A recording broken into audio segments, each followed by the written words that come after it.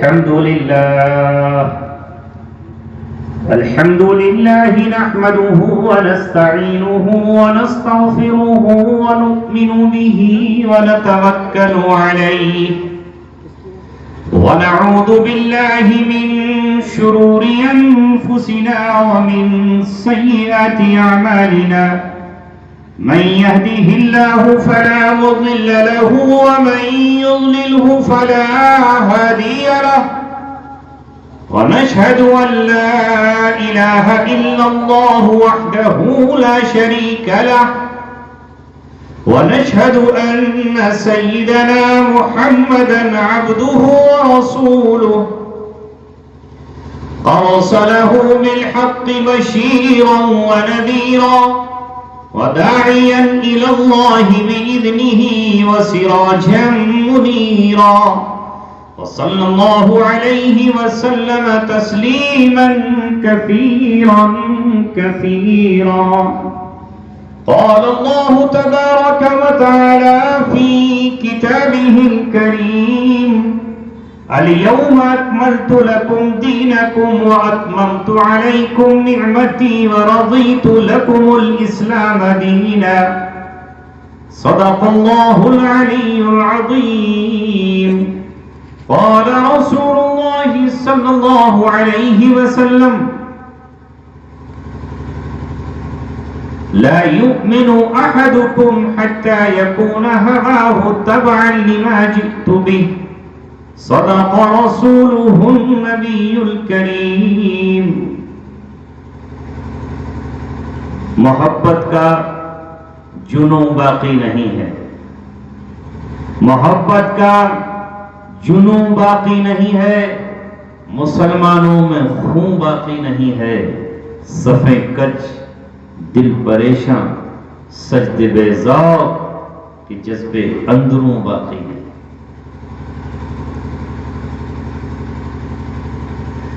بہت شور سنتے تھے پہلو میں دل کا، چیرا تو قطرے خون نکلا. میری آنکھیں یقین نہیں کر رہی کہ میں دوپوری ٹانڈا میں بیٹھا ہوں یا فورٹ بقال میں یا کھیمپور میں.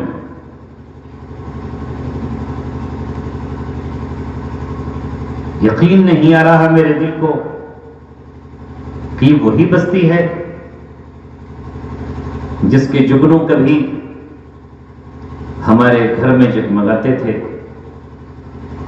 اور جس کی روشنی اور اس کی کرنیں ہماری بستی پر پڑی تو وہاں بھی بہت سارے دل منور ہو گئے، آنکھیں روشن ہو گئیں، بدعت کا اندھیرا ہمارے گھروں سے نکلا اور ہم راہ راست پر آئے. افسوس صد افسوس، رہ گئی رسم اذان، روح بلالی نہ رہی، فلسفہ رہ گیا، تلقین غزالی نہ رہی. بہرحال وقت اس بات کی اجازت تو قطعاً نہیں دیتا کہ میں آپ سے کوئی گفتگو کروں، مگر ہمارے سامنے قرآن کی شکل میں رسولوں کی تاریخ ہے، نبیوں کی تاریخ ہے، اصحاب رسول صلی اللہ علیہ وسلم کی زندگیاں، عیسیٰ علیہ السلام کی زندگی ہے، اور موسیٰ علیہ السلام کا پورا سفر ہمارے سامنے موجود ہے، اور نوح علیہ السلام کا 950 سال کا دعوتی سفر ان کی زندگی موجود ہے. انبیاء کرام کو حکم ہوتا ہے کہ آپ اپنی قوم کے دروازوں پر جائیے، دستک دیجئے اور ان کو پکاریے اور انہیں راہ راست پر لائیے. اور اللہ تبارک و تعالیٰ کی سنت ہے، اللہ تبارک و تعالیٰ نے جس قوم کو ہلاک کیا ہے، حجت پوری کرنے کے بعد، دعوت کے اتمام کے بعد اور پوری تبلیغ ان تک پہنچ جانے کے بعد، اللہ تبارک و تعالیٰ چاہتا تو فرعون کو یوں ہی ہلاک کر دیتا، کیونکہ اس کے ظلم اتنے تھے کہ وہ ہلاک ہونے کے لائق تھا. اس نے اپنے آپ کو رب کہلوایا تھا، وہ اپنے قدموں میں لوگوں کو سجدے کراتا تھا، زندہ انسانوں کی کھال اتار کر اس میں نمک اور مرچ لگا کر کے مزہ لیا کرتا تھا۔ مگر اللہ تبارک و تعالی نے حضرت موسیٰ علیہ السلام کو مبعوث فرمایا، ان کے بھائی ہارون علیہ السلام کا انتخاب فرمایا اور کہا کہ جاؤ دونوں کے دونوں اذهبا الى فرعون، فرعون کے پاس جائیے، انه طغى، فرعون جیسا ظالم، اس جیسا قاتل، اس جیسا سفاک جو بنی اسرائیل کے بیٹوں کو ذبح کرتا ہے اور ان کی بچیوں کو گھنگرو باندھ کر اور ان کے پیروں میں پازیب ڈال کر نچاتا ہے، اللہ تبارک و تعالیٰ اسے یوں ہی ہلاک نہیں کرتا۔ اس کے دربار میں حضرت موسیٰ علیہ السلام کو پہنچایا گیا، ہارون علیہ السلام کو بھیجا گیا اور یہاں تک کہا گیا فَقُولَا لَهُ قَوْلًا لَيِّنًا، اور ذرا فرعون سے جب آپ دعوتی گفتگو کریں تو نرم لہجے میں گفتگو کریں۔ یہاں یہ سوال پیدا ہو رہا ہوگا کہ ضرورت کیا ہے ان اجلاس کی، ضرورت کیا ہے اس بزم کے سجانے کی؟ ضرورت ہے اس لیے کہ وہ کام جو کل انبیاء کرام کے ذمہ تھا، جو کل کے رسولوں کے ذمہ تھا، جو اللہ تبارک و تعالیٰ جس کے لیے کل نبیوں کا انتخاب فرماتا تھا، وہ کام اللہ کے رسول صلی اللہ علیہ وسلم پر ختم نبوت کے اعلان کے بعد علماء کے ذمہ آیا ہے۔ اب قیامت تک کوئی نبی نہیں آئے گا، کوئی رسول نہیں آئے گا، کوئی کتاب نہیں آئے گی، کوئی نیا دستور نہیں آئے گا، کوئی نیا کتاب نامہ نہیں آئے گا۔ اب اللہ تبارک و تعالیٰ کی کتاب آ چکی ہے، اس کتاب کو پڑھنے والے علماء ہیں اور ان کے کاندھوں پر یہ ذمہ داری ہے کہ تأمرون بالمعروف وتنہون عن المنکر، کہ برائیوں کو تمہیں مٹانا ہے اور اچھائیوں کو پھیلانے کے لیے تمہیں لوگوں کی چوکھٹوں پر، ان کے دروازوں پر جانا، تاکہ کل اللہ تبارک و تعالیٰ کے سامنے وہ یہ نہ کہہ سکے کہ ہمیں کوئی ڈرانے والا نہیں آیا، ہمیں کوئی سمجھانے والا نہیں آیا، ہمارے پاس نہ کوئی بشیر آیا نہ کوئی نذیر آیا۔ اور رسول اکرم صلی اللہ علیہ وسلم نے فرمایا علماء امتی کا انبیاء بنی اسرائیل، میری امت کے علماء بنی اسرائیل کے انبیاء کی مانند ہے۔ یہ تو ہمارا ایمان اور ہمارا عقیدہ ہے اور ہمارا اس بات پر اجماع ہے کہ کوئی شخص بھی صحابی کے درجے کو نہیں پہنچ سکتا، چاہے وہ کتنا ہی بڑا ولی کامل کیوں نہ ہو، چاہے وہ عمر ابن عبدالعزیز جیسا ہی تابعی کیوں نہ ہو۔ لہذا صحابی کا درجہ صحابی کا ہے۔ جب کوئی امت کا دوسرا شخص صحابی کے مقام کو نہیں پہنچ سکتا تو نبی کا مقام تو حاصل ہو ہی نہیں سکتا۔ تو پھر رسول اللہ کے کہنے کا کیا مطلب ہے کہ میری امت کے علماء انبیاء بنی اسرائیل کی مانند ہیں؟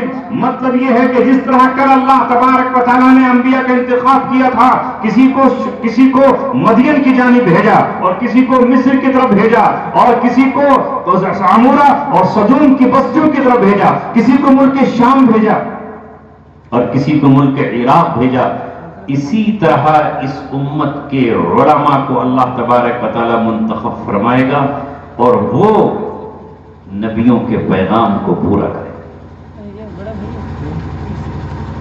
لیکن یہاں میں یہ بھی عرض کر دوں کہ اللہ کے رسول صلی اللہ علیہ وسلم کی احادیث مبارکہ میں بھی اور قرآن مقدس میں بھی علماء کے دو گروہ ہیں، ایک علماء حق کا گروہ ہے اور ایک علماء سو کا گروہ ہے۔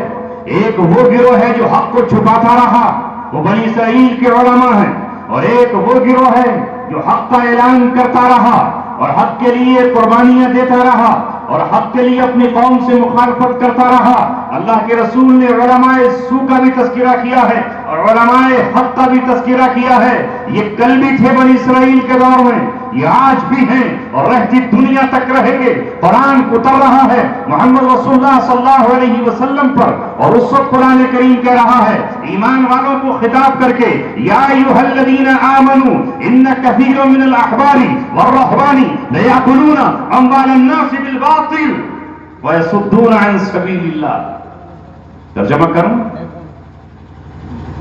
یا ایھا الذین آمنوا، اے ایمان والو، ان کثیر من الاحبار، حبر کہتے ہیں عالم کو، علماء کی بہت بڑی اکثریت اور رہبان اور جو اپنے کو اللہ والا کہتے ہیں، جو یہ کہتے ہیں کہ ہم دنیا سے دور ہیں، جو یہ کہتے ہیں کہ ہم زاہد ہیں، جو یہ کہتے ہیں کہ ہم راہب ہیں، خدا سے ڈرنے والے ہیں، ان کی اکثریت لوگوں کا مال ناحق طریقے سے کھا رہے ہیں، وَيَصُدُّونَ عَن سَبِيلِ اللَّهِ، اور اللہ تبارک و تعالیٰ کے راستے سے لوگوں کو روک رہے ہیں۔ اللہ تعالیٰ نے 1450 برس پہلے سرزمین مدینہ پر اس آیت کو نازل فرمایا اور کہا کہ ایمان والو، یہ جو بنی اسرائیل کے علماء ہیں، یہ بظاہر علماء نظر آتے ہیں، لیکن اکثریت ان کی وہ ہے جو مال کے پیچھے دوڑ رہی ہے، جو مال کے پیچھے لگی ہوئی ہے اور مال کے پجاری بنے ہوئے ہیں۔ ان میں بہت سارے تمہیں درویش نظر آئیں گے، لیکن حقیقت یہ ہے کہ ان کے کپڑوں کے نیچے، ان کی گدڑیوں کے نیچے بظاہر ان کے کپڑے پھٹے ہوئے ہیں، بظاہر وہ جھونپڑیوں میں رہتے ہیں، لیکن سونا اور خزانہ ان کے پاس رکھا ہوا ہے۔ لہذا حضرت مولانا ادریس کاندھلوی رحمۃ اللہ علیہ معارف القرآن میں کہتے ہیں کہ ایمان والوں سے خطاب کر کے کیوں کہا گیا، اور یہ قرآن رہتی دنیا تک کے لیے ہے۔ اہل ایمان سے کہا جا رہا ہے کہ مومنوں ہوشیار رہنا اور خبردار رہنا، تمہارے زمانے میں بھی ایسا ہو سکتا ہے اور امت مسلمہ میں بھی ایسے گروہ پیدا ہو۔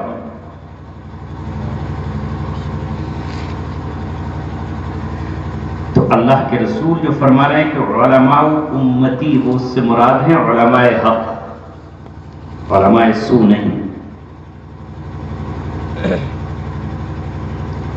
اسی طرح اس سے پہلے قرآن کریم نے کہا اتخذوا احبارهم ورهبانهم اربابا من دون اللہ۔ عوام کا قصور یہ بیان کیا، کس کی؟ بنی اسرائیل کی عوام کا، ہم سے پہلے آنے والی امت کا، حضرت عیسیٰ علیہ السلام تک آنے والی امتوں کا حال بیان کرتے ہوئے قرآن کہتا ہے کہ ان کی عوام کا حال یہ ہو گیا کہ انہوں نے اپنے علماء کو اور اپنے راہبوں کو، یعنی درویشوں کو اور اپنے پیروں کو انہوں نے رب بنا لیا۔ اتخذوا احبارهم ورهبانهم اربابا من دون اللہ، اللہ کو چھوڑ کر رب بنا لیا۔ حضرت عدی بن حاتم رضی اللہ تعالیٰ عنہ جب ایمان لے کر آئے اور آپ صلی اللہ علیہ وسلم کے پاس آئے تو آپ نے یہ آیت پڑھی، تو اس وقت حضرت عدی بن حاتم اٹھ کھڑے ہوئے اور کہا اللہ کے رسول، ہم نے تو کبھی اپنے علماء کے قدموں میں سجدہ نہیں کیا اور کبھی ہم نے ان کی مورتیوں پر یا ان کی تصویروں پر پھول نہیں چڑھائے اور کبھی ہم نے ان کے سامنے اپنے گھٹنے نہیں ٹیکے۔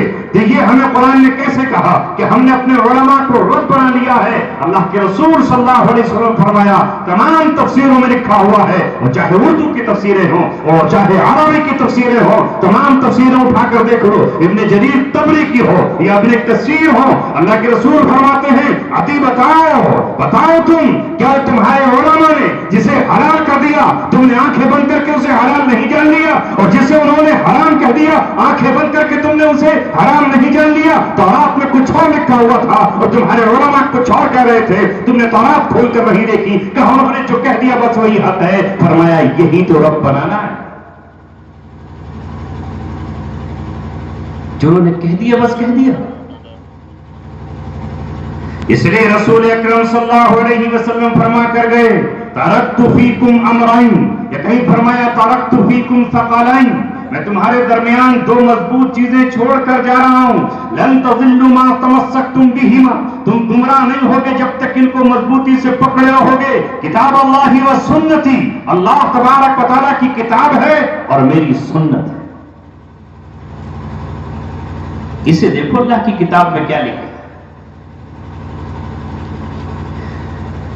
اگر وہ بات قرآن اور سنت کے مطابق ہے، صحابہ کا طریقہ اس میں موجود ہے، اجماع سے وہ بات ثابت ہے تو وہ دین ہے، ورنہ کسی شخص سے کہنے پر ہم نہیں جا سکتے۔ میں نے قرآن مقدس کی آیت پڑھی ہے اور اس حدیث کو اس لیے آپ کے سامنے سمجھایا تاکہ آپ کے سامنے بھی بات رہے، عوام کہے ہم کیا کر سکتے ہیں۔ قرآن کریم کو اللہ تبارک و تعالیٰ نے بہت آسان نازل فرمایا۔ قرآن کریم ایک دیہاتی بھی سمجھ سکتا ہے اور ایک شہری بھی سمجھ سکتا ہے۔ وَلَقَدْ يَسَّرْنَا الْقُرْآنَ لِلذِّكْرِ فَهَلْ مِن مُدَّكِرٍ، اللہ فرما رہا ہے کہ ہم نے قرآن کریم کو آسان کیا ہے نصیحت کے لیے اور اس کی حفاظت کی اللہ نے ذمہ داری۔ تو کیا فرمایا؟ میری امت کے علماء اسرائیل کے نبیوں کی مانند ہیں. وہ ذمہ داری اب ان کی ہے جو اس زمانے میں نبیوں کی ہوا کرتی تھی. حضرت ابراہیم علیہ السلام کے بھتیجے یا بھانجے اس قوم کی طرف جاتے ہیں جو بے حیائی کا ارتکاب کرتی ہے. ان کا نام لوط علیہ السلام ہے. جب قوم عاد بغاوت کرتی ہے اور اللہ تبارک و تعالیٰ کے حکم کو نہیں مانتی تو اللہ تبارک و تعالیٰ حضرت ہود کو ان کے پاس بھیجتا ہے اور قوم صالح کے پاس، قوم سمود کے پاس حضرت صالح علیہ السلام جاتے ہیں اور مدین میں اللہ تبارک و تعالیٰ حضرت شعیب علیہ السلام کو بھیجتا ہے. لہذا آج مختلف خطوں میں اور مختلف علاقوں میں اور مختلف شہروں میں اگر اللہ رب العزت نے علماء کا انتخاب کیا ہے، انہیں کتاب دی ہے، انہیں سنت کا علم دیا ہے، انہیں مسجد دی ہے، انہیں محراب دی ہے، انہیں ممبر دی ہے، انہیں عیدگاہ کی امامت دی ہے، تو ان کی ذمہ داری یہ ہے کہ وہ برسر ممبر اور آیا خافون لومۃ لائم زمانے کی پرواہ نہ کریں، حالات کی پرواہ نہ کریں، اور ان کی ذمہ داری ہے کہ وہ امت کی انگلی پکڑ کر اسے جہنم کے انگاروں سے روکنے کی کوشش کریں. ان کی ذمہ داری بنتی ہے. وہ ہادی ہے، وہ رہبر ہے. اللہ تبارک و تعالیٰ نے ان کا انتخاب یوں ہی نہیں کیا. اور اے عوام، آپ کی ذمہ داری بنتی ہے کہ آپ کا فریضہ ہے کہ آپ یہ پہچانیں. اگر ہم ایک سیب لینے کے لیے جاتے ہیں بازار میں ٹھیلے پر کھڑے ہو کر، آج کے دور میں آم خریدتے ہیں تو ہم آم کو دیکھتے ہیں یہ کون سا آم ہے، سڑا ہوا تو نہیں ہے، یہ خراب تو نہیں ہے، سوکھا ہوا تو نہیں ہے. اس کو ہر طرف سے ہم دیکھتے ہیں. ایک مٹکا لینے کے لیے جاتے ہیں، ایک مٹی کا برتن لینے کے لیے جاتے ہیں، اسے ٹھوکتے ہیں، اسے بجاتے ہیں، اسے کھنکھنا کر دیکھتے ہیں یہ صحیح ہے یا غلط ہے. لہذا اس سے اپنی دنیا کے سلسلے میں ہم کتنے چالاک ہیں، کتنے چاول ہیں، دنیا کے سلسلے میں ہم کتنے دانشور ہیں. لیکن یہ مسئلہ دین کا آتا ہے تو ہم اپنی آنکھوں کو بند کر لیتے ہیں اور ہم اپنے کانوں میں انگلیاں ڈال لیتے ہیں اور اپنی زبانوں پر اور اپنے عورتوں پر تالے لگا لیتے ہیں، اور ہم یہ نہیں دیکھتے کہ کون سا گروہ علماء حق کا ہے اور کون سا گروہ علماء باطل کا.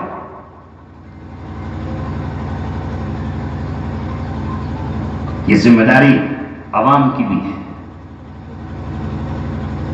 آج کا عنوان چونکہ خاص تھا اور ضرورت ہے اس کی، اسی لیے میں نے قرآن کی ایک آیت پڑھی 1450 برس پہلے. یہ آیت اتری اور اس نے اعلان کر دیا الیوم یئس الذین کفروا من دینکم فلا تخشوہم واخشون. اللہ فرما رہا ہے کہ آج اللہ تبارک و تعالیٰ کا انکار کرنے والے، آج حق کا انکار کرنے والے، آج حق کے خلاف بغاوت کا علم اٹھانے والے، آج حق کے خلاف نبرد آزمائی کرنے والے، محمد رسول اللہ کا راستہ روکنے والے، صدیق اکبر کو پیٹنے والے، بلال کو زمین پر لٹا کر تڑپانے والے، سمیہ کے ٹکڑے کرنے والے، بدر و احد میں محمد رسول اللہ کا مقابلہ کرنے والے اور اللہ کے چراغ کو بجھا دینے کا ارادہ رکھنے والے، وہ کعب بن اشرف ہو یا حیی بن اختر ہو یا ابو رافع ہو یا وہ بنو قریظہ ہو، بنو نذیر ہو یا وہ بنو قینقاع ہو، قریش مکہ ہو، بنو امیہ ہو یا بنو تمیم ہو. الیوم یئس الذین کفروا من دینکم فلا تخشوہم. آج اللہ کے باغی اس کے منکر تمہارے دین سے مایوس ہو چکے. ان سے مت ڈرو، فلا تخشوہم، ان سے ڈرنے کی ضرورت نہیں ہے. واخشونی، مجھ سے ڈرو. اگر ڈر ہو تو میرا. مایوس کیوں ہو گئے؟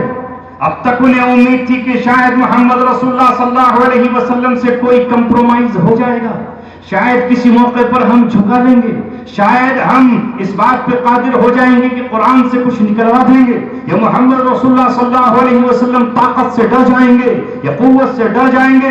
اللہ نے فرمایا آج وہ مایوس ہو چکے ہیں. الیوم اکملت لکم دینکم، آج میں نے تمہارا دین مکمل کر دیا. واتممت علیکم نعمتی، اور آج میں نے اپنی نعمت کو تمام کر دیا. وہ نعمت جو کبھی میں نے موسیٰ علیہ السلام کو دی تھی اور کبھی نوح علیہ السلام کو دی تھی اور کبھی حضرت شعیب کو دی تھی اور کبھی حضرت عیسیٰ ابن مریم کو دی تھی، وہ نعمت میں نے آج تمہیں دے دی ہے۔ وہ کیا ہے؟ وَرَضِيتُ لَكُمُ الْإِسْلَامَ دِينًا، میں نے دنیا میں سب بہت سارے دین تھے، دین یہودیت بھی تھا، دین مجوسیت بھی تھا، صائبین بھی تھے، اور نہ جانے کتنے باطل ادیان تھے، ان سب کے مقابلے میں اللہ فرما رہا ہے کہ میں نے تمہارے لیے دین اسلام کو منتخب کیا، میں نے پسند کیا تمہارے لیے دین اسلام۔ اسی کا سوال کل مرنے کے بعد قبر میں ہوگا۔ پہلا سوال تو رب کے بارے میں ہوگا، تمہارا رب کون ہے، اور دوسرا سوال وما دینکم، تمہارا دین کیا ہے۔ اس وقت کیا کہیں گے ہم؟ کیا کہیں گے اس وقت؟ اسلام یا کچھ اور کہیں گے؟ اسلام ہی کہیں گے۔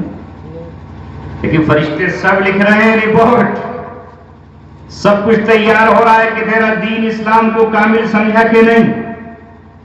یہ صحابہ رضی اللہ عنہم تھے جن کے اپنے بنے ہوئے دستور تھے، اپنے بنے ہوئے قانون تھے، اپنی روایات تھی، اپنے رسم تھے، اپنے طور طریقے تھے، لیکن جب ان کے سامنے اسلام آیا اور جب ان کے سامنے دین آیا اور جب ان کے سامنے قرآن آیا اور جب ان کے سامنے عبداللہ کا دلارا محمد رسول بن کر آیا تو انہوں نے اپنی تمام رسموں کو اپنے پیروں کے نیچے رون ڈالا، اپنے قدموں سے مسل ڈالا، اپنی خواہشات کو قربان کر دیا، اپنی آرزوؤں پر کلہاڑا چڑھایا اور اپنی آرزوؤں کو ذبح کر ڈالا۔ یہ صحابہ تھے جو ان کے سامنے قرآن جو پیغام لے کر آیا اور جو ان کو حکم دیا گیا اس پر انہوں نے آمنا و صدقنا کہا اور اپنی تمام رسموں کو انہوں نے اس طرح جلا دیا جس طرح لکڑیوں کو کوئی جلا ڈالا۔ انہوں نے نہیں دیکھا کہ ہمارے باپ کیا کیا کرتے تھے اور ہمارے دادا کیا کیا کرتے تھے، وہ ننگے ہو کر خانہ کعبہ کا طواف کرتے، لیکن حضرت علی نے جب اعلان کیا ہے اور بکر صدیق رضی اللہ تعالیٰ عنہ جس سال 9 ہجری میں حج کی جب امیر بن کر آئے ہیں، کہا آج کے بعد کوئی ننگے ہو کر طواف نہیں کرے گا، تو اس کے بعد انہوں نے کبھی ننگے ہو کر خانہ کعبہ کا طواف نہیں کیا۔ وہ جب خانہ کعبہ کا حج کرنے کے لیے جاتے تو وہ اپنے جس دروازے سے جاتے اس دروازے سے نکلتے تھے لیکن داخل ہوتے تھے گھر کے پچھلے دروازے سے، اس لیے قرآن کریم نے کہا وَأْتُوا الْبُيُوتَ مِنْ أَبْوَابِهَا، دروازوں سے جس سے داخل ہو رہے ہو پچھلے دروازے سے داخل مت ہو۔ اس کے بعد سے لے کر کے آج تک انہوں نے اس رسم کو ختم کر دیا اور آپ دروازوں کے آگے سے ہی داخل ہوئے۔ ان سے جو کچھ کہا گیا اس پر وہ فوراً ایمان لے آئے، انہوں نے یہ نہیں کہا کہ ہم اسے کیوں کریں گے۔ جب ان سے کہا گیا کہ ناچ گانا حرام ہے انہوں نے یکدم اس کو چھوڑ دیا۔ جب ان سے کہا گیا کہ زنا حرام ہے تو انہوں نے زنا کو ترک کر دیا۔ جب ان سے کہا گیا کہ سود حرام ہے تو انہوں نے سود کو حرام قرار سمجھتے ہوئے یہ نہیں کہا کہ آخر ہم اسے آج کیوں چھوڑ دیں، ابھی تو ہماری معیشت کمزور ہے۔ ایک ایک حکم آتا چلا گیا، ان میں غیر مسلموں نے اور مسلم کی شادی ہوا کرتی تھی، لیکن جب قرآن نے کہا وَلَا تَنكِحُوا الْمُشْرِكَاتِ حَتَّى يُؤْمِنَ، اب ایک مومن کا نکاح مومن مرد سے ہی ہو سکتا ہے، مومن عورت کا نکاح مومن مرد سے ہو سکتا ہے، تو انہوں نے چوچا نہیں کیا، جو ان کے نکاح میں تھی ان کو چھوڑ دیا اور اس کے بعد انہوں نے کبھی اپنی کوئی بیٹی نہ کسی غیر مسلم کو دی اور نہ بھی اپنے بیٹے کے لیے کوئی غیر مسلم کی لڑکی۔ پورا قرآن پڑھتے چلے جائیے اور صحابہ کی سیرت دیکھتے چلے جائیے، قرآن نے جو ان سے اعلان کیا آج مجھے بتایا جاتا ہے اور مجھے معلوم ہوتا ہے مسلمانوں کی بستیوں میں نوجوان شراب پی رہے ہیں اور شراب کے دلدادہ ہیں، کوئی اسمیک پی رہا ہے اور کوئی چرس پی رہا ہے اور کوئی شرابوں کے جام پی رہا ہے۔ ارے آج کے مسلمان تو ایک طرف دعویٰ کرتا ہے مسلمانیت کا، وہ 1400 برس پہلے کا نظارہ دیکھ جن کے گھروں میں شراب مٹکوں میں رکھی رہتی تھی، ایک قسم کی نہیں 250 قسم کی شراب وہ عرب پیا کرتے تھے۔ کتنی؟ 250 قسم کی شراب ان کے علماء نے لکھی۔ اتنے شراب کے دلدادہ تھے، لیکن جب قرآن کریم نے کہا انما الخمر والمیسر والانصاب والازلام رجس من عمل الشیطان فاجتنبوه لعلکم تفلحون، ایک آیت آئی، ایک ٹکڑا آیا فاجتنبوه، بچ جاؤ اس شراب سے تم کامیاب ہو جاؤ گے۔ اس آیت کا نازل ہونا تھا جس شخص کے پاس یہ پیغام پہنچا، اس لیے کہ ایک پیغام کو لے کے دوسرے پیغام کے پیغامبر گیا اور اس نے کہا کہ او فلاں شخص، تیرے ہاتھ میں شراب کا جام ہے، شراب تو حرام ہو چکی ہے، فاجتنبوہ لعلکم تفلحون۔ اس نے شراب کا جام پٹک دیا، اگر کسی کے ہاتھ میں تھا اس نے توڑ ڈالا، اگر اس نے منہ سے لگا رکھا تھا نیچے گرا دیا، اگر اس نے شراب اپنے منہ میں اونڈیل لی تھی تو اس نے اسی وقت اس کی کلی کر دی، اور اگر اس کے قطرے اس کے حلق کے اندر پیٹ میں داخل ہوئے تھے تو اس نے انگلی ڈالی اور شراب کو باہر نکال دیا، شراب کے مشکیزیں پھاڑ ڈالے، شراب کے برتن توڑ ڈالے۔ 2 سال تک مکہ اور مدینہ میں اتنی شراب بہائی گئی کہ جب بارش ہوتی تھی تو زمین سے شراب کی بو آتی۔ آج کا مسلمان دعویٰ مسلمانیت کا کرتا ہے اور شراب پی رہا، نشہ کر رہا۔ آئیے میرے عزیزو، آج جس سے سب کے دل دکھے ہوئے ہیں، کہاں پہنچ گیا ہمارا معاشرہ؟ قرآن کہتا ہے کہ جب ان میں سے کسی کو وَإِذَا بُشِّرَ أَحَدُهُم بِالْأُنثىٰ ظَلَّ وَجْهُهُ مُسْوَدًّا وَهُوَ كَظِيمٌ، کہ حال یہ ہے کہ ان کے سامنے جب کسی بیٹی کی بشارت اور خوشخبری سنائی جاتی ہے تو اس کا چہرہ کالا ہو جاتا ہے اور وہ غصے کا گھونٹ پی کر رہ جاتا ہے اور سوچنے لگتا ہے کہ آیا اسے زندہ چھوڑوں یا اسے مٹی میں دفن کر دوں، اور وہ قوم سے منہ چھپاتا پھرتا ہے۔ وہ جاہلیت کا دور تھا کہ بیٹی اس کے لیے بشارت نہیں تھی بلکہ بیٹی اس کے لیے سوہانے روح تھی، اس کے گھر میں خوشی کے بجائے ماتم ہونے لگتا تھا۔ اللہ کے رسول صلی اللہ علیہ وسلم ان بیٹیوں کو زندگی دینے کے لیے آئے، ان بیٹیوں کو ہمارے لیے پیغام خوشخبری سنانے کے لیے آئے۔ اللہ کے رسول صلی اللہ علیہ وسلم نے کہا جس نے 2 بیٹیوں کی کفالت کر لی وہ قیامت میں اس طرح میرے قریب ہوگا، انا وہاکتئی انا وکہاتئی، جس طرح 2 انگلیاں ہیں، وضم اصابعہ، اور آپ نے انگلیاں ملانی۔ آپ کی بیٹی فاطمہ ہے، زینب ہے، رقیہ ہے، ام کلثوم ہے۔ رسول اللہ صلی اللہ علیہ وسلم 4 بیٹیوں کے والد ہیں، لہذا نبی اکرم صلی اللہ علیہ وسلم ان کو زندگیاں دینے کے لیے آئے۔ اور علماء نے لکھا ہے کہ اللہ تبارک و تعالیٰ کہتا ہے یہب لمن یشاء اناثا ویہب لمن یشاء الذکور، اللہ جسے چاہتا ہے بیٹیاں دیتا ہے اور جسے چاہتا ہے بیٹے دیتا ہے۔ پہلے بیٹی کا ذکر کیا ہے اور بعد میں بیٹے کا ذکر کیا، اس لیے فرمایا جس گھر میں بیٹی پیدا ہوتی ہے پہلی بار تو جبرائیل اس کو سلامی دینے آتے ہیں، سلام کرنے آتے ہیں، مبارکبادی دینے آتے ہیں۔ مگر آج کا یہ مسلمان، اگر میں یہ کہوں کہ جو صرف گوشت کھانے کا مسلمان ہے، گوشت پر پابندی لگ جائے تو بوکھلا جائے گا، گوشت میرا بند کر دیا گیا، یہی میری علامت ہے، یہی میری زندگی ہے، یہی میری پہچان ہے۔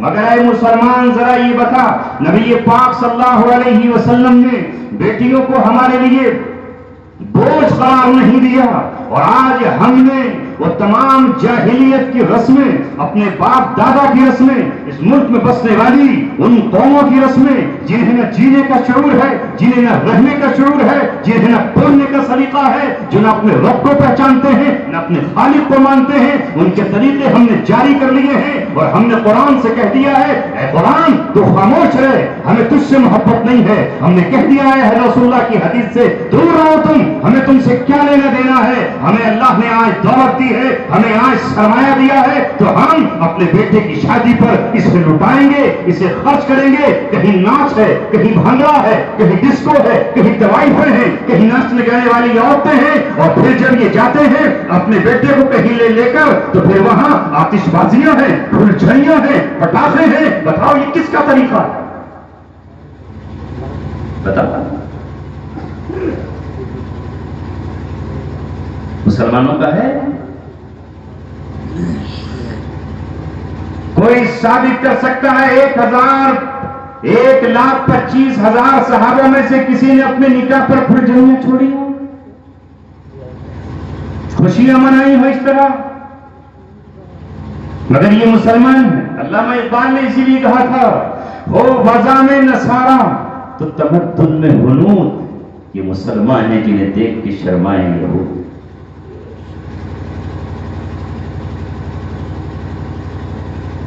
جو ان کے یہاں ہے تلک کی رسم وہی ہمارے یہاں ہے. کیا ہے جہیز؟ کون ہے بچا ہوا؟ اور آج بیٹیاں بوجھ بن گئی ہیں.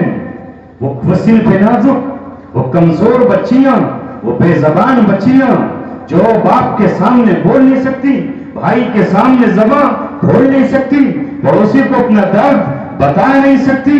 اے مسلمانوں، تم پر کیا 24 گھنٹے لعنت نہیں ہوگی؟ اور اب ہم کیا کہہ رہے ہیں؟ کوئی کہہ رہا ہے کہ 8 لاکھ مسلمانوں کی بیٹیاں آج اپنے باپ کو ذلت کا طوق پہنا کر اور بھائی کو ذلیل و خوار کر کے کسی نان مسلم کے یہاں، کسی غیر مسلم کے یہاں بیٹھی ہے، اور ان کے یہاں بیٹھی ہے کہ جن کے پاس جانے کا اسے کوئی وہ نہیں تھا، ایمان کا سودا کر لیا اس نے اور اپنی آبرو کا سودا کر لیا. یہاں تک کہ سب سے عظیم شے جو ایمان ہے، جس کے بدلے میں سب کچھ قربان کیا جا سکتا ہے، ایک جان نہیں ہزاروں جانیں قربان کی جا سکتی ہیں، لاکھوں جانوں کے نذرانے پیش کیے جا سکتے ہیں. حضرت سمیہ سے ابو جہل نے یہ کہا تھا، سمیہ آج امتحان کی گھڑی ہے، ایک طرف یہ نیزے ہیں اور میرے ہاتھوں میں تلواریں ہیں، بول محمد رسول اللہ کے کلمے کا انکار کرتی ہے یا نہیں؟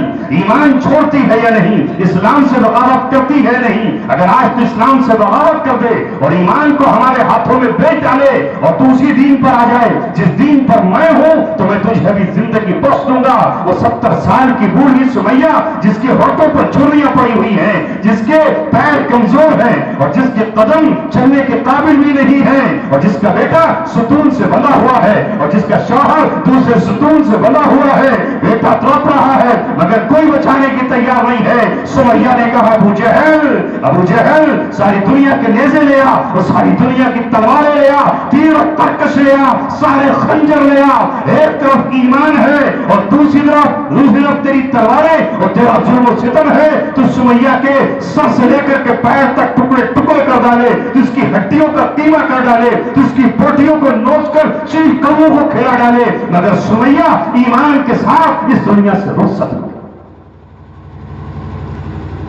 ہوئی کہ نہیں؟ پھر آج ہماری بیٹیوں کا کیا حال ہے؟ انہوں نے تو ایمان ہی کا سودا کر دیا، عزت کو ہی بٹا لگا دیا، مگر قصوروار خالی وہ نہیں ہے، بے خودی بے سبب نہیں غالب. کچھ تو ہے جس کی پردہ داری ہے. ہم ان بچیوں کو سینے سے لگانے کے لیے تیار نہیں ہیں، اور ہم کہتے ہیں کہ ہم اپنے بیٹے کا نکاح تب کریں گے جب ہمیں جہیز میں یہ مال چاہیے، سوئی سے لے کر کے گھر کی ہر چیز ہمیں اس لڑکی سے چاہیے، ہمارا گھر چاہیے، سب کچھ چاہیے، تعلیم کا خرچہ چاہیے. اور آج ایسے بدنصیب لوگ پیدا ہو رہے ہیں جن کا حال یہ ہے کہ وہ نکاح سے پہلے کہتے ہیں، کوئی کہتا ہے مجھے 8 لاکھ چاہیے، کوئی کہتا ہے مجھے 13 لاکھ چاہیے، کوئی کہتا ہے مجھے یہ گاڑی چاہیے، اور اگر وہ اس کا مطالبہ پورا نہ کرو تو پھر رشتے ٹوٹتے ہیں. ذرا سوچو تو صحیح، نسبت جس کو منگنی کہا جاتا ہے وہ صرف ایک وعدہ ہے نکاح کا، اور اس نکاح کے وعدے میں حال کیا ہے؟ اس دولہا کی جتنے رشتے دار ہیں، اس کی جو بہنیں ہیں، اس کی جو پھوپھیاں ہیں، اس کی جو خالائیں ہیں، اس کا جو باپ ہے، اس کا جو دادا ہے، یہ پورا کا پورا خاندان اس گھر پہ ٹھاوا بولتا ہے اور یہ اپنے عمل سے ظاہر کرتا ہے یہ بھوکے اور ننگوں کا خاندان ہے، یہ چوروں اور ڈاکوں کا خاندان ہے، یہ لٹیروں کا خاندان ہے. کھانا تمہارے یہاں کھائیں گے اور اس کے بعد کہتے ہیں بھائی ذرا اتنا نذرانہ اور ہدیہ بھی تو دو.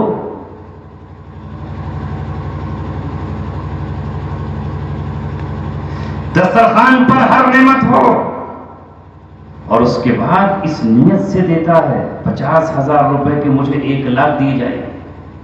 ابھی حال ہی کا واقعہ ہے، ایک مقام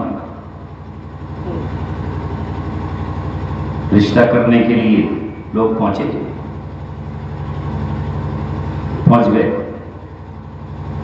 جو سسر ہونے والے تھے انہوں نے 50,000 روپے دیے، ساس نے 25,000 دیے، جو عورتیں گئی تھیں 10,000 روپے دیے. گھر والا کیا کرے؟ اس نے بڑھا کر سسر کو 75 کر دی، ساس کو 25 سے 45 کر دی، جو 10 تھی انہیں 20 کر دی. واپس آ کر رشتہ توڑ ڈالا. کہا دگنے چاہیے تھے. اور یہ کون ہے؟ یہ عاشق رسول ہے. واہ واہ. یہ اگر پوچھو ان سے تو کہیں گے ہم سے بڑا سنی کون ہے؟ ہم سب سے بڑے سنی ہیں. محمد رسول اللہ صلی اللہ علیہ وسلم کے چاہنے والے عاشق ہم ہی ہیں. یہ رشتہ ٹوٹا، اس سے پہلے رشتے ٹوٹے. اب ذرا بچاؤ وہ غریب بچیاں جن کے باپ کے پاس 8-10 لاکھ روپے نہ ہو، اور آج کے غربت کے دور میں 10 لاکھ روپے کہاں سے کون لائے؟ زمین ہو تو زمین بیچ دی جائے، مکان فاضل ہو تو مکان بیچ دیا جائے، اگر کوئی اور چیز ہو تو بیچ دی جائے. 4 بیٹیاں اگر اللہ نے کسی کو دی ہیں تو 4 کو وہ کہاں سے رخصت کرے گا؟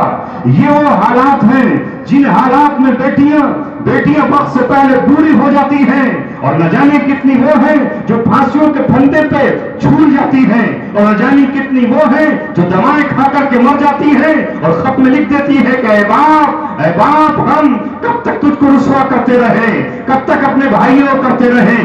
یہ ہے مسلمانوں کا معاشرہ.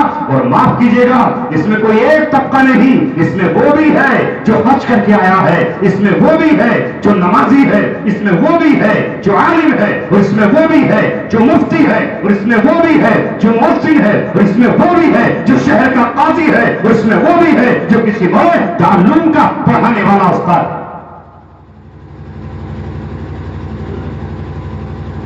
کوئی کہے صاحب سماج، تو پھر سماج سے تو بغاوت کرنی ہی پڑے گی.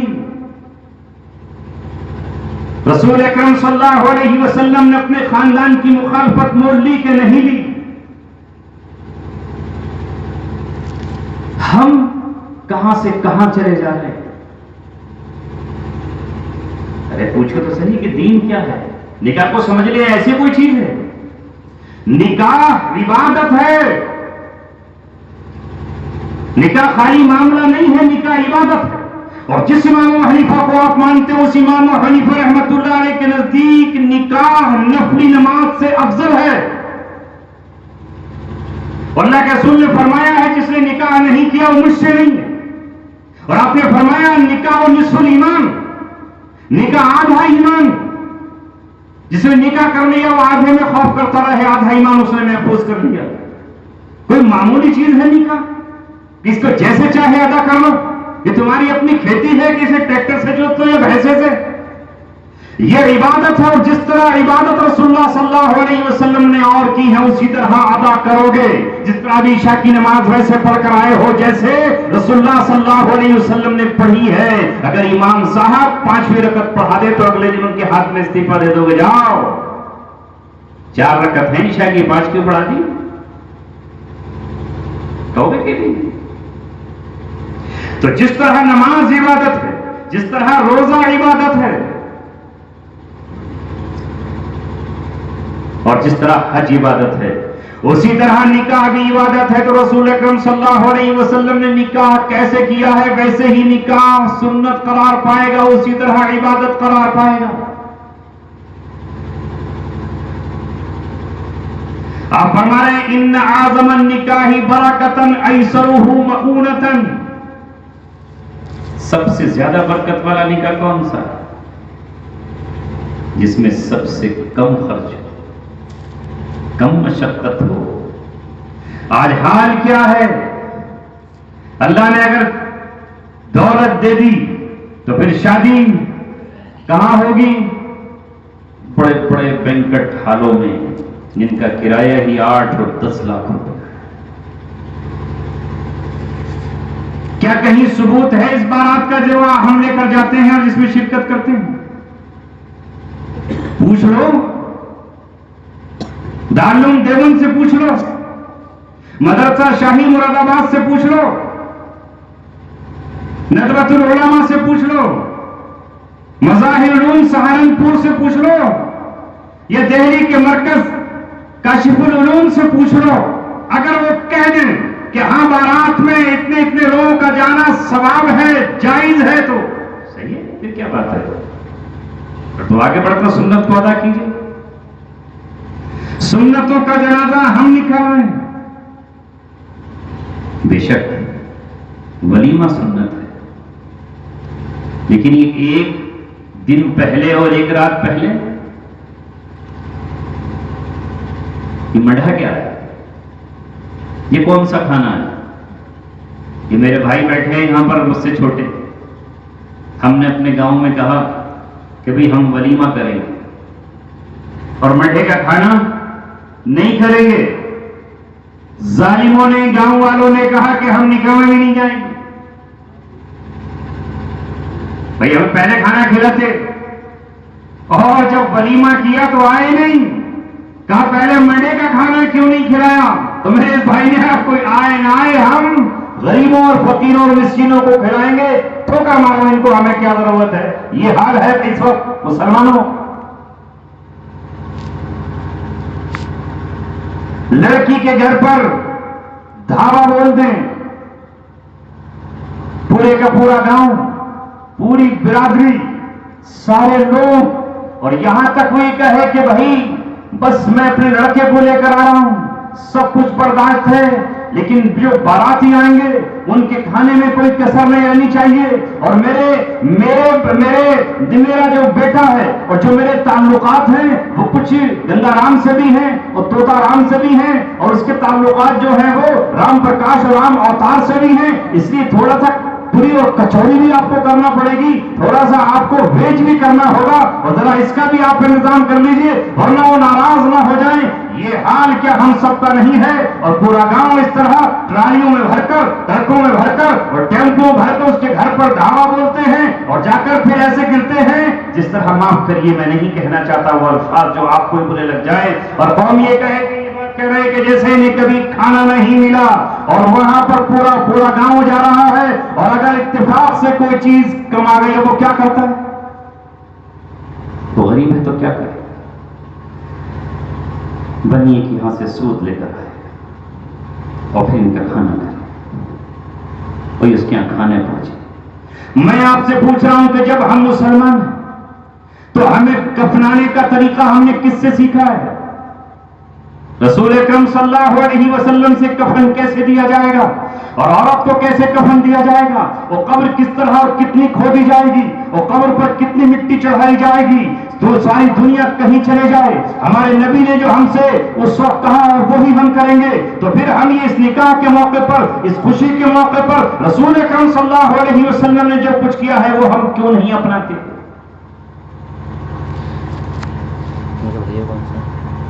تو پھر تو ضرورت کیا ہے؟ جو دوسری قومیں کر رہی ہیں وہ بھی ہم کرنے لگے. بڑا لگ رہا ہے ان سے.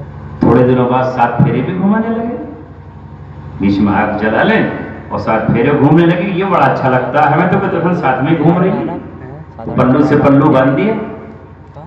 تہاڑ میں اس کے لیے ہم سب کو تیار ہونا ہوگا، زمانے سے لڑنا ہوگا، حالات سے پنجہ ڈالنا ہوگا، اور اپنے رشتہ داروں سے کہنا ہوگا کہ ہم اللہ تبارک و تعالیٰ کو راضی کریں گے، تم راضی رہو یا نہ رہو.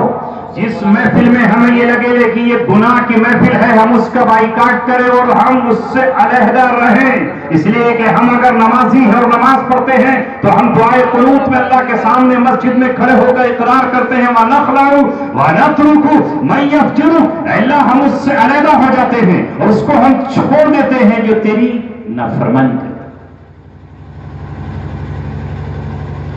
جہیز کے نام پر آج کہاں سے کہاں ہم پہنچ گئے. مجھے معلوم ہوا ابھی، میں تو کئی سال سے منظر عام سے غائب تھا، ہمارے ہی رشتہ داروں کا پتہ چلا، نام نہیں لوں گا ورنہ ان کی بیچاروں کی بے عزتی ہوگی. پتہ چلا نکاح پر طے ہوا کہ اتنے لاکھ کا چیک دو گے، چیک دے دیں گے.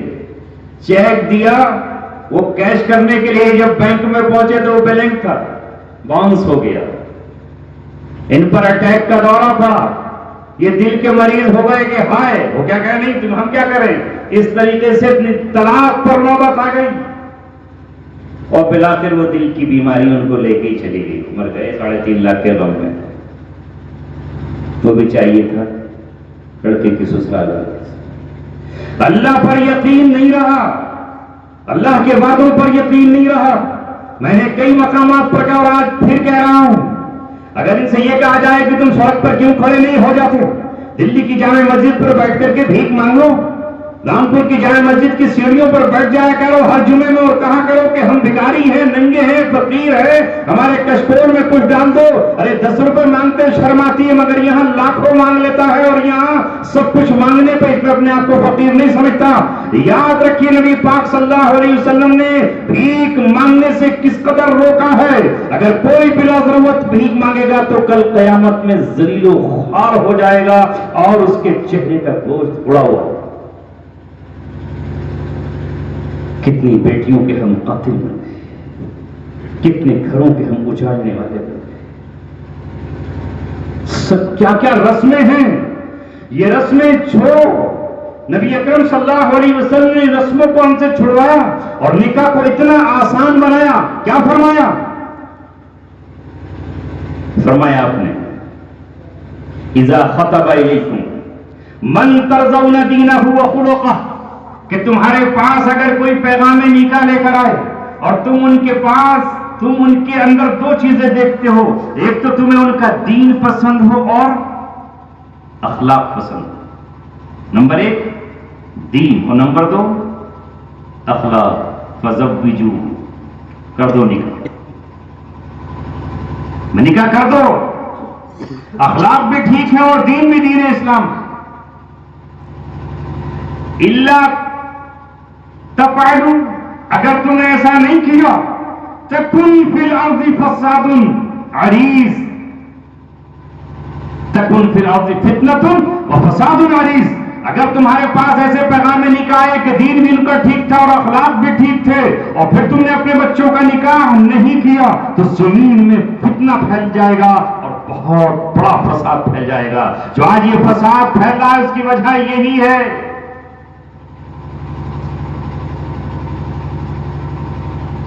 انسان کب تک اپنی بھوک کو روک سکتا ہے؟ بولو، 1 وقت، 2 وقت، 3 وقت؟ ایک وقت ہے اللہ تعالیٰ نے فطرت کا بنایا، جانور کا بھی، نفسانی خواہشات کے پورا کرنے کے اللہ نے نکاح کو رکھا اور اللہ کے رسول نے اس کو بہت آسان بنا دیا اور فرمایا کہ نکاح سب سے برکت والا وہی ہے جس میں کم سے کم خرچ ہو۔ ذرا رسول اللہ کی بیٹیوں کا نکاح دیکھو، کیا وہ اگر مانگتے تو حضرت عثمان ان کے سامنے درہم و دینار، گھوڑے اور اونٹوں کا ڈھیر نہیں لگا دیتے؟ کیا عبد الرحمن بن عوف ان کے قدموں میں ساری دولت نہیں ڈال دیتے؟ کہ طلحہ اور زبیر اپنے گھر کا سب کچھ نہیں لے آتے؟ لیکن آپ نے امت کی بیٹیوں کی خاطر اور قیامت تک غریب بچیوں کی خاطر نکاح کو آسان بنایا، نہایت آسان بنا کر آپ چلے گئے۔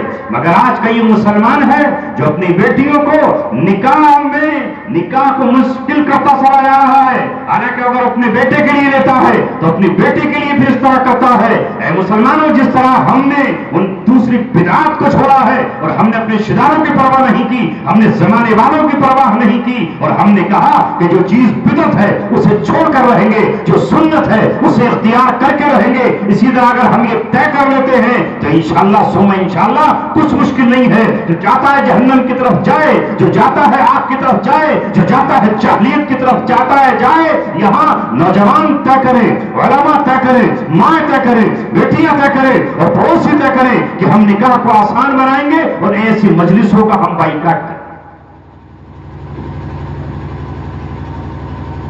وہ نکاح جس میں پھلجھڑیاں ٹوٹتی ہوں، وہ نکاح جس میں باجے بجتے ہوں، وہ نکاح جس میں ڈانس ہوتا ہو، اگر علماء طے کر لیں کہ ہم یہاں نہیں جائیں گے، کون ہے نکاح پڑھانے والا؟ میں تحدیث بن نعمت کے طور پہ یہ بات کہہ رہا ہوں۔ اور جا کے سفر کر لینا عمری کرا ایک بستی ہے چھجریٹ سے آگے، مراد آباد سے 30 کلومیٹر آگے۔ میں نے وہاں پر امامت کی اور میں نے وہاں پر پڑھایا۔ وہاں ہر بارات میں ڈھول آتا تھا اور باجا بجتا تھا، ڈھولوں سے، اونٹوں سے اور ہاتھیوں سے بارات چڑھا کرتی تھی اور اور اس نکاح میں انہیں اس زمانے میں 250 روپے ملا کرتے تھے. ایک مرتبہ میرے پاس محتمین کا داماد آیا اور کہا نکاح کا رجسٹر لے کر چلیے, ذرا آپ کو نکاح پڑھانا ہے. ظاہر ہے کہ جہاں 250 روپے بھی ملتے ہو اور تنخواہ کل 1200 روپے آدمی کی ہو, تو اس کو اگر 10 نکاح مل گئے تو کتنا اس کا فائدہ ہو جائے گا. میں نکاح کا رجسٹر لے کر کے چلا. جب میں راستے میں پہنچا تو مجھے ناچ اور گانے کی آواز آ رہی تھی. میں نے ان سے پوچھا کہ کیا یہی جا کر کے نکاح پڑھانا ہے جو یہ باجے کی آواز آ رہی ہے؟ کہا یہی تو نکاح ہے, مگر آپ جب تک جائیں گے تب تک یہ بند ہو جائے گا. میں نے کہا کہ میں ایسا نکاح نہیں پڑھاتا جس نکاح میں ناچ گانا اور باجا. واپس آ گیا, قربانی دے دی ان 250 روپے کی. کہنے لگا محتم صاحب کی بیٹی کا ہی نکاح ہے.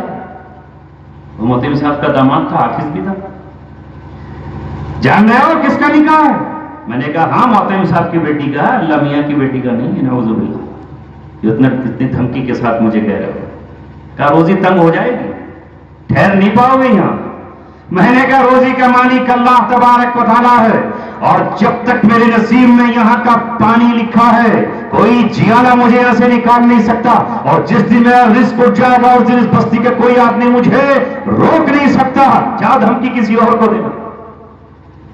تھوڑی دیر بعد محتم صاحب کا لیٹر آ گیا. ادھر آپ کو نکاح کے لیے بھیجا تھا اور آپ تشریف لے آئیے اور نکاح پڑھا دیجیے. میں نے پش پر لکھ دیا کہ میں ایسا نکاح نہیں پڑھاتا جس میں ناچ گانا اور باجا ہو. کچھ نہیں پڑھا دیا کسی نے. چلتا رہا وقت. اس نکاح میں آدھے پیسے اور لیے جاتے تھے جو مدرسے کے ہوتے تھے. جو نکاح پڑھاتے ہیں آدھے پڑھانے والے کے اور آدھے مدرسے کے. سال بھر کے بعد میٹنگ ہو گئی. سیکرٹری صاحب نے کہا کہ مفتی صاحب بڑا نقصان کر دیا آپ نے, باجے کی براتیں آپ نے بند کر دی, اس سے تو ہماری آمدنی ہوتی تھی, اب مدرسے کا وہ کم ہو گیا. میں نے کہا اگلے سال, اس سال سے رمضان تک جو پچھلے سال کی آمدنی تھی اسے کیلکولیٹ کر لینا. اگر اس سے کم ہو جائے تو میرا استعفیٰ آپ لے لینا, اور اگر اس سے زیادہ بڑھ جائے تو پھر آپ کو کچھ کہنے کا حق نہیں ہے. ہم دکھائیں گے آپ کو اس کے مدرسے کی آمدنی بڑھا کر. کیا ضرورت ہے کہ ہم گناہ کر کے مدرسے کی آمدنی بڑھائیں؟ یہ بات ٹھیک ہے, آمدنی بڑھتی چلے گی, اللہ کا فضل ہے. یہاں تک کہ پھر اس پوری بستی میں یہ ماحول بن گیا کہ سمیع صاحب تو نکاح نہیں پڑھاتے, یہ باقی کیوں پڑھاتے ہیں؟ اب لوگ دوسروں کو ملامت کرنے لگے اور بڑی پریشانی کھڑی ہو گئی. ایک صاحب نے پھر منگنی میں طے کیا کہ اگر تم نکاح میرے یہاں کرو گے تو میں سمیع صاحب سے نکاح پڑھواؤں گا. ویسے بولتے تھے, دیہات کے لوگ تھے, اب تو سمیع پورا نہیں بولتے. تو یاد رکھو, اور وہ باجے کا نکاح پڑھاتے نہیں ہیں. رشتے وقت تو طے کر لیا. سب بارات کا دن بھی آ گیا تو بارات چڑھنے لگی. میں مسجد میں کھڑا ہوا تھا, اچانک میں نے دیکھا کہ شہر کے سارے گنڈے, موالی, حوالی سب مسجد میں اندر. فلاں صاحب اور فلاں صاحب. میں نے کہا اللہ خیر کرے, آج کیا مسئلہ ہے. اور وہ لڑکی کے جو والد تھے وہ بھی. میں نے کہا آج اللہ خیر کرے, یہ جو یہاں کے بدماش کہلاتے ہیں وہ مسجد میں کیوں آئے. ماحول بڑا عجیب تھا اس بستی کا. جلدی سے لڑکی کے والد میرے پاس آئے اور آ کر مجھ سے بولے کہ جو کہ بڑی ہیکڑ اور دھاکڑ بارات ہے, جو لڑکے جس کی بارات آ رہی ہے وہ سبھی اس کے یار دوست ہیں, ان سے گھبرانا مت آپ. میں نے ان سے کہا ہے کہ تم نے چونکہ باجا لے کے آئے ہو, بارات لے کر آئے ہو, مفتی سمیع صاحب سے نکاح پڑھواؤں گا, اور وہ نہیں آئے تو پھر میں نکاح پڑھواؤں گا ہی نہیں. تو آپ اپنے موقف پہ ڈٹے رہنا, میں آپ کو بلانے نہیں آیا ہوں. صاف کہہ دو ان سے کہ میں نکاح نہیں پڑھاؤں گا. بس انہوں نے میری ہمت بڑھائی, بولے جی چلیے. اور سوچتے ایک دھمکی میں آ جائے گا ہی. میرا ایک اصول ہے, میں وہ نکاح نہیں پڑھاتا. ارے صاحب ہم آپ سے کہہ رہے ہیں, ہم آپ یہ صاحب کہہ رہے ہیں, فلاں صاحب کہہ رہے ہیں, پہچانتے ہیں آپ, یہ فلاں ٹھاکر صاحب ہیں, یہ فلاں صاحب ہیں, یہ وہ صاحب ہیں. میں نے کہا ہوں گے, میں نہیں جانتا آپ لوگوں کو, لیکن میرا جو اصول ہے وہی. 4 بج گئے, 5 بج گئے دن کو, بولے کھانا ہی بعد میں کھلاؤں گا, نہیں کرتا. لڑکی والے ڈٹ گئے. اب بھاگے وہ کسی اور کے پاس, اور پوری بستی میں آواز لگ گئی. وہ کہا جب وہ نہیں جا رہے تو ہم بھی نہیں جاتے, وہ نہیں جا رہے تو ہم بھی نہیں جا رہے. اہل حدیث بھی تھے, ان کے پاس پہنچے, اس نے منع کر دیا. اس کے بعد پہنچے بھائی بریلوی امام جو ہے یہ پڑھا دے گا. اس کے پاس گئے، اللہ کا فضل یہ تھا کہ وہ بھی ڈٹ کے بولا بھائی میں بھی نہیں پڑھاؤں گا. لالچ دیا اسے 5,000 روپے دے دے اس دور میں، وہ بھی نہیں آیا. 10 کلومیٹر دور سے پھر ایک کسی نکاح پڑھانے والے کو گاؤں سے ڈھونڈ کر لائے، اس سے 6,000 روپے کا وعدہ کیا. مغرب کے ٹائم وہ جو ہے برات، پھر کھانا وانا کھلایا، پھر نکاح. وہ پوری بستی میں بات گھوم گئی. اللہ کا شکر یہ کہ اس کے بعد سے وہاں باجا ہی بنا، سب نے طے کر لی. یہ ایک میں مثال دے رہا ہوں کہ حالات آئیں گے، جھکجھوریں گے ہمیں، مگر چند لوگ اگر ہمت کر لیں اور انشاءاللہ ان مجلسوں سے دور ہونے لگیں، یہ نکاح کے موقع پر یہ سب چیزیں طے کرنے لگیں، تو اللہ تبارک و تعالیٰ دیکھیے پھر کیسی نصرتیں اور برکتیں داخل فرمائے گا. آخری بات عرض کر رہا ہوں، جہیز کا اسلام میں کوئی ثبوت نہیں ہے، منڈے کے کھانے کا کوئی ثبوت نہیں ہے، اور لڑکی کے گھر کھانے کے جو ہم بارات میں تل اکٹھے لے کر جاتے ہیں اس کا بھی کوئی ثبوت نہیں ہے. ہاں ولیمے کا ہے، لیکن ولیمے کا بھی یہ نہیں کہ پورا بستی پوری شہر کھائے، جتنی آپ کی گنجائش ہے اتنا کر دیجیے. ہاں سب سے اہم مسئلہ ہے وراثت کا، جسے ہم ہندوستانی مسلمان تو جانتے ہی نہیں، الا ماشاء اللہ. کل بھی اس عورت کے ساتھ ظلم تھا اور آج بھی اس کے ساتھ ظلم ہے. ہم میں سے کون ہے جو اپنی بیٹیوں کو وراثت دیتا ہے اور بات سمجھتے ہیں کہ ہم نے جہیز دے کر کے وراثت کا حق ادا کر دیا ہے؟ یاد رکھیے وراثت کا حق جہیز سے ادا نہیں ہو سکتا. وراثت باپ نے جو کچھ ترکہ چھوڑا ہے، 1 روپے سے لے کر کے 1 دری تک یا 1 چمچ تک اور 1 ڈبے تک وہ وراثت ہے پوری کی پوری. اس نے جو مکان چھوڑا ہے اس میں وہ بھی وراثت ہے، جو زمین چھوڑی ہے وہ وراثت ہے، جو جائیداد چھوڑی ہے وہ وراثت ہے. اور یہ اللہ نے بیان فرمائی ہے، یوصیکم اللہ فی اولادکم للذکر مثل حظ الانثیین. بیٹوں کو وراثت مل رہی ہے اور بیٹیوں محروم، بھائیوں کو وراثت مل رہی ہے اور بہنیں محروم.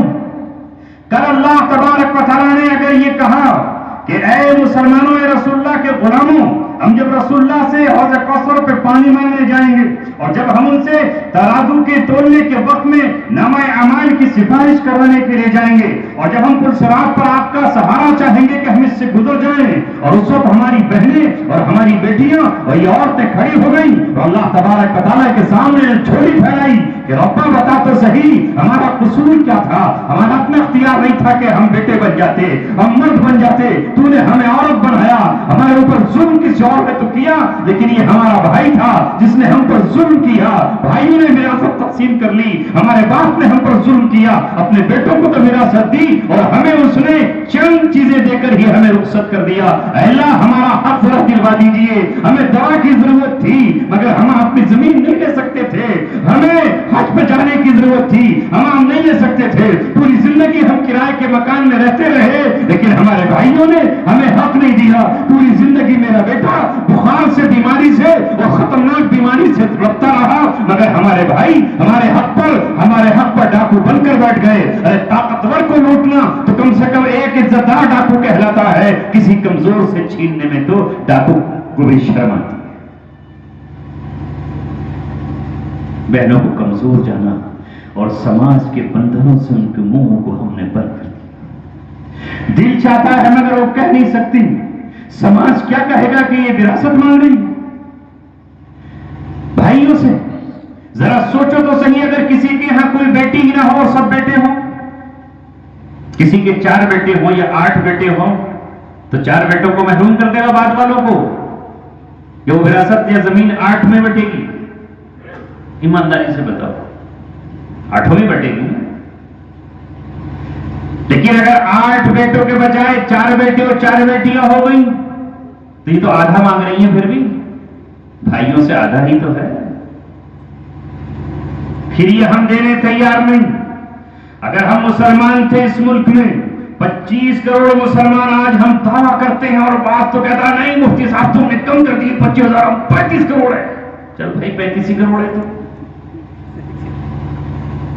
تو 35 کروڑ مسلمان اگر یہاں یہ طے کرتے ہو کہ ہم اپنی بہنوں کو وراثت دیں گے اور اپنی ماں کو ہم وہ حصہ دیں گے جو باپ کی وراثت، اس شوہر کی وراثت سے ہمیں ملتا ہے، تو تو یاد رکھیے ہمارے گھر میں جو دلہنیں آتی وہ وراثت لے کر آتی اور ہم اپنی بہنوں کو وراثت دے رہے ہوتے، یہ جہیز نہیں ہوتا، ساری دنیا ہمارے سامنے آتی اور غیر مسلموں کی بیٹیاں بھی اور غیر مسلم بھی ہمیں دیکھتے کہ واہ مسلمانوں کا کیسا قانون، کیسا دستور ہے کہ اس میں عورت کو کتنا اونچا درجہ دیا جاتا ہے اور کسی کے دینے سے کم نہیں ہوتا۔ بیٹے بھائی بانٹ لیتے ہیں کم ہو جاتا ہے کیا؟ نہیں ہوتا۔ اس لیے ہمارا ایمان ہے، اس لیے ہم آگے بڑھیں اور آگے بڑھ کر یہ کہیں کہ ہم جہیز کے بغیر نکاح کر لیں گے انشاءاللہ۔ جس دن آپ نے طے کر لیا، آج بھی ایسے لوگ موجود ہیں اور نعمت کے طور پہ کہہ رہا ہوں، یہ ہمارے عزیز و قریب بیٹھے ہیں۔ میری ایک بھانجی دیوی پورہ بلاسپور سے آگے گاؤں ہے، اس کا شادی ہوئی ہے بلند شہر میں، اور انہوں نے کہا کہ ہم جہیز میں کچھ نہیں لیں گے، صرف 5 یا 7 لوگ ہم آئیں گے، صرف ایک گاڑی سے آئیں گے اور لڑکی کو یہاں سے نکاح کر کے لے جائیں گے۔ کیوں؟ ان کی غریبی آ گئی؟ نہیں۔ اگر اس طرح کا ماحول ہمارے یہاں پیدا ہو جائے، تحریک چلانی پڑتی ہے، انجمنیں بنانی پڑتی ہیں۔ آج جو آپ موحد نظر آ رہے ہو، آج جو آپ بدعتوں سے دور ہو، آپ کیا، میں آپ سے پوچھنا چاہتا ہوں، کیا آپ شب برات پہ حلوہ بناتے ہو بہت میٹھا گھی ڈال کر؟ کیوں نہیں بناتے؟ پڑوس میں تو بنتا ہے، پورے ضلع میں بنتا ہے۔ 22 رجب کو بلبلے کیوں چھوڑ دیے؟ یہ نہ کہ بدعت ہے، رسول اللہ صلی اللہ علیہ وسلم نے ایسا نہیں کیا تو ہم نہیں کریں گے، چاہے ہمارا رشتہ دار کرتا ہو۔ تو جس طرح ہم نے بدعات کو چھوڑا اور ہم بالکل اکیلے ہو گئے، تنہا ہو گئے، بھائی یہ کون سا گاؤں ہے، دو پوری ٹانڈا، نہیں کی پرواہ ہم نے کسی کی، کہ جو اللہ کے رسول نے ہم کو کہا ہے وہ ہم کریں گے۔ تو بالکل اسی طرح اگر ہم ان نکاح کے موقع پر، رشتوں کے موقع پر کر لیں تو اللہ کے رسول خوش ہو جائیں گے۔ حدیث سن لو اور بات ختم۔ من احیا بسنتی عند فساد امتی فلہ اجر 100 شہید، جس نے میری ایک سنت کو زندہ کیا، جب وہ سنت فساد کا زمانہ تھا تو اس کو 100 شہیدوں کا ثواب ملے۔ کتنا؟ 100 شہیدوں کا ثواب ملے۔ میں بھی گیا پالنپور، پہلے بھی گیا تھا، وہاں پر مومن برادری ہے، اسے عام طور سے چڑیا برادری بھی کہتے ہیں۔ وہاں عمر صاحب پالنپوری رحمت اللہ علیہ کی برادری، مفتی سعید صاحب، مفتی امین صاحب کی برادری، انہوں نے بتایا کہ ہماری برادری میں کوئی شخص جہیز لے نہیں سکتا، اگر کسی نے ذرا سا مطالبہ کر دیا تو پوری برادری اس کا بائیکاٹ کر دے گی، اور ایک بیٹی کے نکاح پر سوائے ایک گلاس پانی کے ہم کچھ بھی خرچ نہیں کرتے۔ ایک صاحب نے بتایا کہ بس جو لوگ آئیں گے وہ خالی پانی پی کر چلے جائیں گے، اور رسول اللہ صلی اللہ علیہ وسلم کی طرح ہم اپنی بیٹی کو خود رخصت کرتے ہیں اور دولہا کے گھر چھوڑ دیتے۔ کسی ہندوستان میں تو پاکستان کا حصہ نہیں ہے، سعودی عرب کا، یہی زندگی گزار رہے ہیں۔ ان کی مسجدیں جا کر دیکھو تو نورانیت برس رہی، ان کے مدرسے جا کر دیکھو تو ان میں کس طرح کی نورانیت ہے، اور کہ ان کی تجارتیں دیکھو تو پالنپور سے لے کر کے بامبے ہائی وے تک تمام ہوٹل ان کے ہیں، اور ہر ہوٹل میں مسجد بنی ہوئی ہے اور ہر جگہ ٹوٹی لگی ہوئی ہے تاکہ کوئی مسافر رکے تو نماز پڑھے۔ اللہ تبارک و تعالیٰ نے ان میں اتحاد بھی کیا ہے، محبتیں بھی ہیں، اتفاق بھی ہے، اتفاق بھی ہے۔ ابھی میں وہاں گیا تھا ڈیسا شہر میں، ہزاروں کاریں نہ جانے کہاں سے آئی ہوئی تھی اور تحت نگاہ پورے لوگ آئے ہوئے تھے۔ میں کیا، میری پہچان کیا؟ ظاہر ہے کہ ان کے علماء میں بھی اتفاق ہے، اور وہاں کے جو شیخ الحدیث حضرت مفتی آدم صاحب جو وہاں کے بہت بڑے شیخ الحدیث ہیں، اور تارا پور کے دوسرے مفتی صاحب، وہ سب آئے ہوئے تھے، اور حال ان کے احترام کا یہ تھا کہ وہ میرے سامنے کرسی پر نہیں بیٹھ رہے تھے، اور مجھ سے کہتے تھے کہ نہیں آپ ہمارے مہمان ہیں۔ ان کے نہ جانے کتنے مرید ہیں، عزت کا ان کی یہ عالم کہ وہ چارپائی پر نہیں بیٹھ رہے۔